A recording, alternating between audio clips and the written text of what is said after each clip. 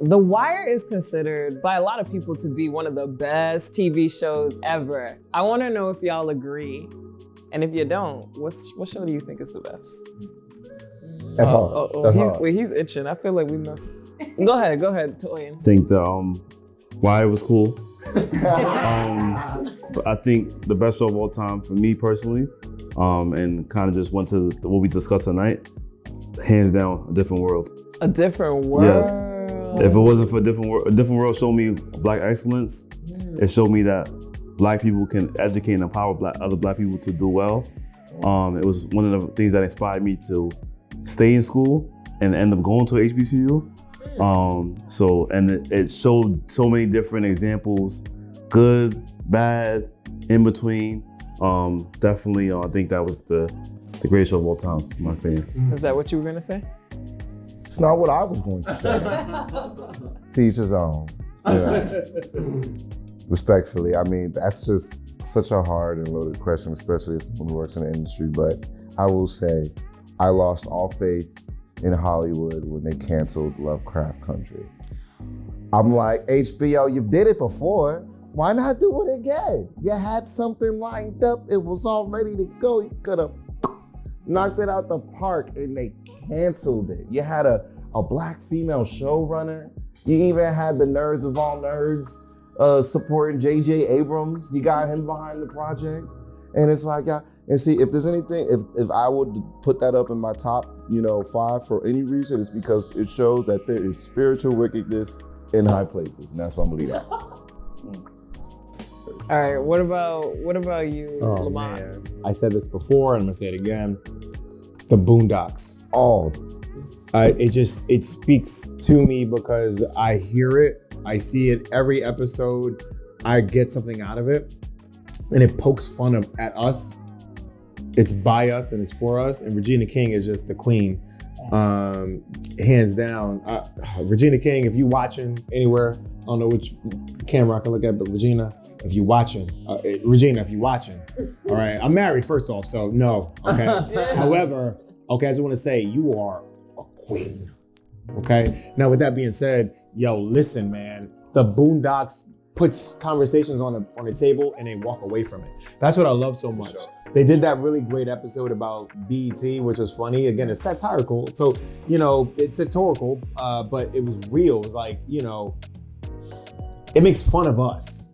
But it's like, we don't have to be so serious. There was an episode about the fried chicken flu. Yeah. And the fried chicken flu, and everybody wanted this fried chicken that came out. And they do this thing where like they kind of dictate what happens or they predict what's gonna happen in the future. And that episode of the fried chicken, like this chicken restaurant that had this bomb chicken ran out of chicken. Yeah. And everybody went crazy, but the chicken actually caused people flu, it causes sickness. But remember when Popeyes had the chicken sandwich and they ran out of coronavirus? People was breaking in, they was rocking stuff. This is what happened in this episode. Another episode, which of course is one of my favorites.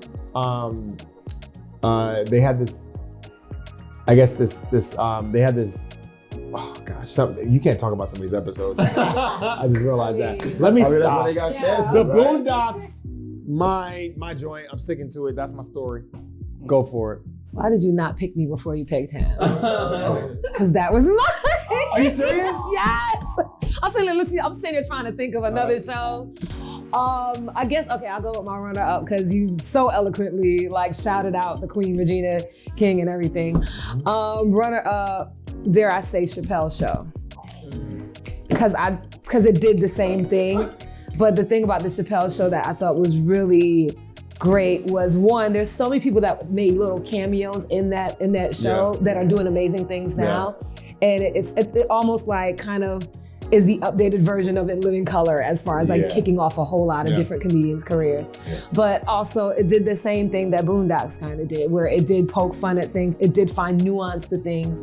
Of course, it also was just freaking funny. It was just hilarious and combined so much of Black culture within it, within ciphers, listen, Wayne Brady cussed on that show, okay? For the first we will time. never forget the moment, does Wayne Brady have to smack up? What? Okay, but it was just, I think that was the first time that I think a lot of people got the idea of satire that were around me.